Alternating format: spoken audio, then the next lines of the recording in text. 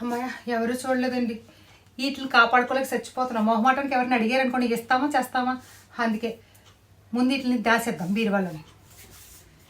ఏ మాటకు ఆ మాట అండి. ఇది వరకు బంగారం దాచుకునేవాళ్ళం బీరువాళ్ళ.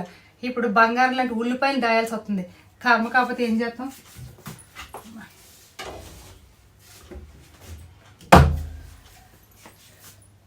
ఎవరు చూడలేదు. బంగారం రేటు కన్నానండి ఉల్లిపాయ రేట్లు ఆకాశాన్ని అంటేస్తున్నాయండి. అందుకే మా ఇంట్లో ఉల్లిపాయతో చేసి ఏమీ చెయ్యట్లేదు అనమాట. అన్ని మానేసాం. అందుకే మా అమ్మ అసలు అమాయకురాలు. ఏం ఉడుతుందో ఏటో ఫోన్ చేసి కనుక్కుందాం. ఉల్లిపాయ రేట్లు మండిపోతున్నాయి. మహాతల్లి గుర్తించిందో లేదో. హలో అమ్మా, ఏం కూర చేసావు? చిచ్చి నాకు కూరద్దు. క్యాజువల్గా అడుగుదామని. ఏం కూర ఏంటమ్మా? చికెనా? మీరు చాలా రిచ్ అమ్మా.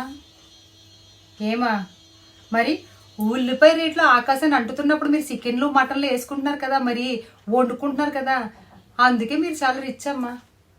ఏ అమ్మా, చికెన్లు కానీ మటన్లు కానీ వండాలనుకో ఉల్లిపాయ ముద్దలు వేయొద్దు అందులోనే. నాన్నగారేమో ఎన్ని బాధలు పడి తెస్తున్నారో నీకేం తెలుసమ్మా.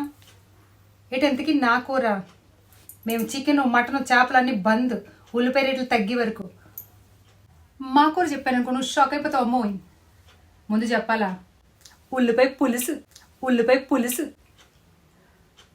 అవునమ్మా, ఉల్లిపాయ పులుసు చేసి క్యారేజీలు కట్టేసాము. కొంచెం ఉంటే మనకుంచుకున్నాము. అందులోని కొంచెం ఒక గుడ్డు వేసుకుని ఆ గుడ్లో 2 ఉల్లిపాయలు కోసుకొని ఒక పచ్చిమిరకాయ వేసుకొని ఒక కట్ వేసుకుంటే మన నుంచి ఫినిష్ మాట. మీలాగా మేము రిచ్ కాదు కనుక సింపుల్గా ఉల్లిపాయలు తగ్గే వరకు మా ఇంట్లో ఇలాంటి కూరలు వండుకుంటాం అన్నమాట. ఏంటమ్మా ఏంటి తింగరదాన్నా, నేను తెలివి తక్కువదాన్నా, పిసినారదాన్నా? ఏటమ్మా నువ్వు? ఉల్లిపాయ పులుసుకి 1/2 కేజీ పడతాయి ఉల్లిపాయలు. అదే చికెన్కి అయితే 2 ఉల్లిపాయలతో అయిపోద్దా? అమ్మా నీకు ఎలాగమ్మా చెప్పాలి. నేను ఒకటి చెప్పనమ్మా, చికెన్కి కానీ మటన్కి కానీ అయితే కనుక నువ్వు మళ్ళీ మొద్ద ఆడే వేయాలి మిక్సీలో ఉల్లిపాయ మొద్ద. ఉల్లిపాయ పులుసుకి అయితే మళ్ళీ ఎక్కర్లేదు కదమ్మా. ఎన్ని ఉల్లిపాయలు సేవో ఏంటో. ఫోన్ పెట్టి అమ్మ నీకు నేను తెలుగుదాన్ని నేర్పించలేను. అంతే కదండి. ఏటో తెలుగుగా ఉండమంటారు. తెలుగుదాట్లు చూపితే తట్టుకోలేరు. ఏటో